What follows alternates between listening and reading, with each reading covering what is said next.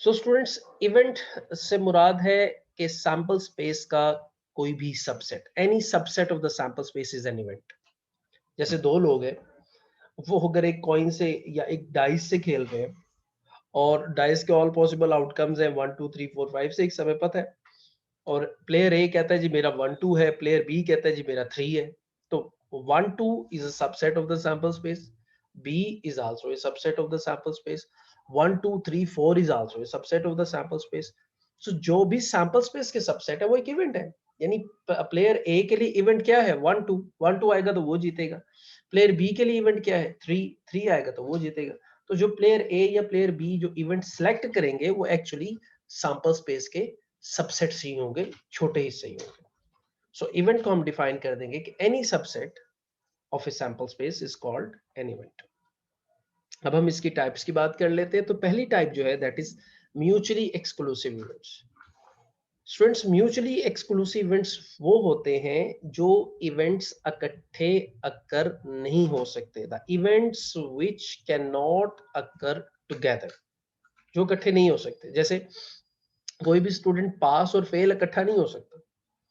कोई भी patient after the surgery survive कर सकता है या सरवाइव नहीं कर सकता। दोनों इवेंट्स इकट्ठे नहीं हो सकते। ठीक है। जैसे आप कॉइन टॉस करते हो तो हेड और टेल इकट्ठे नहीं हो सकते, राइट। अभी जैसे हम डाइस की बात कर रहे थे, तो एक इवेंट अगर हम ले लें 1 2 3 और दूसरा इवेंट ले लें 4 5, तो ये इकट्ठे नहीं हो सकते। ऐसे इवेंट्स जो इकट्ठे ना हो सके उन्हें आप कहते हैं म्यूचुअली एक्सक्लूसिव इवेंट्स। और इसके बरक्स जो इवेंट्स इकट्ठे हो सके उन्हें कहेंगे not mutually exclusive events. The events which can occur together, सिर्फ नॉट को डेफिनेशन में खत्म कर दिए। जो जैसे अब देखें, एक प्लेयर ने लिया 1 2 3, दूसरे प्लेयर ने लिया 2 4 6। अब अगर 2 आ गया जो कि दोनों में कॉमन है, तो इसका मतलब है कि ये ऐसा इवेंट है जो ए और बी ऐसे इवेंट्स है जो इकट्ठे हो सकते हैं। इन 2 आ गया तो दोनों इवेंट्स हो जाएंगे, राइट। सो ऐसे इवेंट्स जो इकट्ठे हो सकते हैं उनको कहते हैं हम नॉट म्यूचुअली एक्सक्लूसिव इवेंट्स। इनमें अहम बात यह है कि अगर दो सेट्स की सूरत में आप बात कर रहे हैं तो इनमें हमेशा कुछ ना कुछ कॉमन होगा। अगर कुछ कॉमन है, अगर सेट्स की सूरत में बात करें तो कुछ कॉमन है, तो उसको कहते हैं नॉट म्यूचुअली एक्सक्लूसिव इवेंट्स। और अगर कुछ कॉमन नहीं है सेट्स में तो उसे कहते हैं mutually exclusive events, right. So mutually exclusive events which can not occur together, not mutually exclusive events which can occur together. यानी हेडिंग में अगर नॉट है तो डेफिनेशन में नॉट नहीं है, याद रखने के लिए बता रहा हूं। ओके, नेक्स्ट टाइप पर मूव करते हैं। Independent events. इंडिपेंडेंट इवेंट्स ऐसे इवेंट्स होते हैं जिनमें एक इवेंट के होने से दूसरे इवेंट के चांसेस पर कोई डिफरेंस ना आए, कोई फर्क ना पड़े। जैसे आप सिंपल फिर एग्जांपल वो देता हूँ कि अगर आप कहते हैं कि पास और फेल होने के चांसेस अब देख रहे हैं जनाब, तो पास होने के चांसेस भी 50% है और फेल होने के चांसेस भी 50% है। तो एक सेमेस्टर में आपके पास होना या फेल होना, और दूसरे सेमेस्टर में आपका पास होना या फेल होना, तो दीज में be the independent events. Simple example में आप देख लें, कॉइन टॉस करते हैं हेड और टेल। आप हेड के चांसेस देखें 50% है, टेल के चांसेस देखें 50% है। कॉइन टॉस किया, हेड आ गया, एक इवेंट हो गया, हेड आ गया। अब आप दोबारा उसी कॉइन को उठाते हैं और फिर थ्रो करने लगेंगे तो आप देखेंगे फिर हेड के 50% चांसेस हैं और फिर टेल के 50%। यानी पहली बार में भी हेड टेल के 50-50% थे, अब भी हेड टेल के 50-50% है।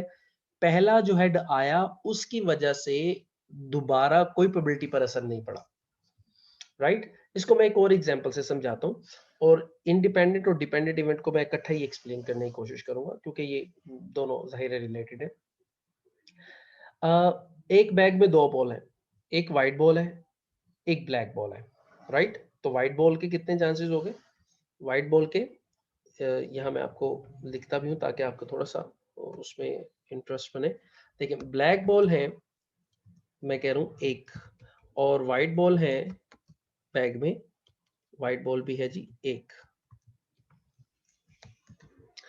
तो अब दो बॉल हो गए टोटल।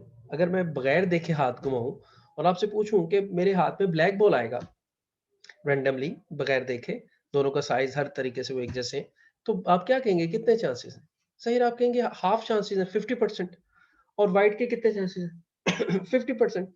अब मैंने वो बॉल निकाला और उस बॉल को देखा कि वो व्हाइट है और बैग में वापस नहीं रखा, वापस नहीं रखा। अब बैग में कौन सा बॉल रह गया? ब्लैक। अब मैं बगैर देखे हाथ घुमाता हूं तो ब्लैक के कितने चांसेस हैं? अब एक ही बॉल है, जाहिर है 100% चांसेस है। पहले कितने थे?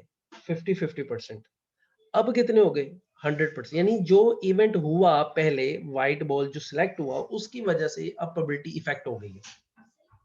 ब्लैक के चांसेस 100% हो गए, व्हाइट के चांसेस 0 हो गए। लेकिन इसी केस में अगर मैं ये एक्सपेरिमेंट दोबारा करूं, दो बॉल है, व्हाइट बॉल और ब्लैक बॉल। एक बॉल मैंने सेलेक्ट किया, वो आ गया व्हाइट बॉल, और मैंने उसे देखा कि ये व्हाइट है और मैंने बैग में वापस रख दिया अगला बॉल निकालने से पहले। पहले जब एक्सपेरिमेंट किया था तो बैग में वापस नहीं रखा था, अब एक्सपेरिमेंट किया तो बैग में वापस रख दिया। अब फिर बैग में कितने बॉल हो गए? 2 बॉल हो गए। अब मैं फिर हाथ घुमा रहा हूं तो फिर दोनों के चांसेस कितने हैं? 50-50%। तो पहले केस में जब मैंने चीज को, जो ऑब्जेक्ट सेलेक्ट किया था, उसको रिप्लेस नहीं किया, उसको रिप्लेस नहीं किया, वापस नहीं रखा, तो प्रोबेबिलिटी इफेक्ट हुई थी, यानी डिपेंडेंट इवेंट। और अगर वापस रख दिया अगला सेलेक्ट करने से पहले, तो प्रोबेबिलिटी कभी इफेक्ट नहीं होगी, that is independent event. Okay, so इससे एक और बात भी आप ध्यान में रखें कि अगर विद रिप्लेसमेंट का केस होगा, विद रिप्लेसमेंट का केस होगा तो वो इंडिपेंडेंट का केस होगा। ओके, विद रिप्लेसमेंट का केस होगा तो वो क्या होगा, इसको मैं ब्रैकेट में छोटा सा लिखता हूं ताकि आपको याद रहे। इंडिपेंडेंट होगा तो विद रिप्लेसमेंट, नहीं वापस रख दिया। और अगर डिपेंडेंट होगा तो याद रखें ये विदाउट रिप्लेसमेंट का केस होगा, without replacement. Okay, without replacement के केस में हमेशा जब आप वापस नहीं रखा करेंगे तो प्रोबेबिलिटी हमेशा इफेक्ट हुआ करेगी। राइट। सो इवेंट्स की टाइप में हम आखिरी टाइप को डिस्कस करने जा रहे हैं, that is exhaustive event. Exhaustive event ये होता है, देखिए सैंपल स्पेस आप समझ गए। सैंपल स्पेस टोटल आउटकम्स, किसी भी रैंडम एक्सपेरिमेंट के टोटल आउटकम्स को हम सैंपल स्पेस कहते हैं। और अगर हमारे पास ऐसे म्यूचुअली एक्सक्लूसिव इवेंट्स हो, म्यूचुअली एक्सक्लूसिव मैंने पहले समझाया, ऐसे इवेंट जो इकट्ठे नहीं हो सकते वो म्यूचुअली एक्सक्लूसिव इवेंट्स होते हैं, यानी जिनमें कुछ कॉमन नहीं होता। The events which can not occur together are mutually exclusive. तो एग्जॉस्टिव होने के लिए पहली शर्त ये है कि इवेंट्स म्यूचुअली एक्सक्लूसिव हो। अगर इवेंट्स म्यूचुअली एक्सक्लूसिव है, यानी इनमें कुछ कॉमन नहीं है, जैसे यहाँ ए देखें, ए में 1 2 3, बी 4 5, सी 6 7 8 9 10, तीनों सेट्स में कुछ कॉमन नहीं है, सो तीनों आपस में म्यूचुअली एक्सक्लूसिव है।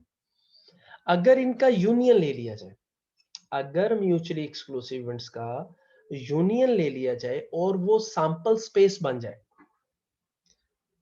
if we are taking the union of the mutually exclusive events and this union is actually the sample space, तो ये इवेंट्स एग्जॉस्टिव इवेंट्स होंगे। इस केस में देखें, अगर मैं ए और बी की बात करूं, ए और बी म्यूचुअली एक्सक्लूसिव है, अगर ए और बी का मैं यूनियन ले लूं तो क्या वो सैंपल स्पेस बनता है? नहीं बनता। ए और बी का यूनियन बनता है 1 2 3 4 5। यूनियन का मतलब है मिला के लिख देना, 1 2 3 4 5। तो ये यूनियन लिया, सैंपल स्पेस नहीं बना, इसका मतलब ए और बी म्यूचुअली एक्सक्लूसिव तो है लेकिन एग्जॉस्टिव नहीं है। लेकिन अगर इसी तरह बी और सी को देख लें, बी और सी लूंगा तो क्या बनेगा? 4 5 6 7 8 9 10। अभी भी सैंपल स्पेस नहीं बना, लेकिन ये दोनों बी और सी म्यूचुअली एक्सक्लूसिव है, but these are not exhaustive. A B C तीनों का यूनियन लूं तो इसका मतलब ये तीनों ए बी सी, जब हम इनको इकट्ठे तीनों को लेंगे तो ये म्यूचुअली एक्सक्लूसिव भी है और एग्जॉस्टिव इसलिए बन जाते हैं क्योंकि इनका यूनियन सैंपल स्पेस बन जाता है। तो स्टूडेंट्स ये थी कुछ basic types of the events जो आपसे डिस्कस की, कुछ बेसिक कॉन्सेप्ट्स थे। इसके बाद इनकी अंडरस्टैंडिंग लेकर ही मैं आपको प्रोबेबिलिटी की डेफिनेशन को एक्सप्लेन कर सकता हूँ। तो आप इनको I request, actually I instruct you कि आप इन सब को खुद से भी एक्सप्लोर करें, राइट। नेट पर भी इसे एक्सप्लोर करें, गूगल करें और इनको डिटेल से देखें। Thank you, Allah Hafiz.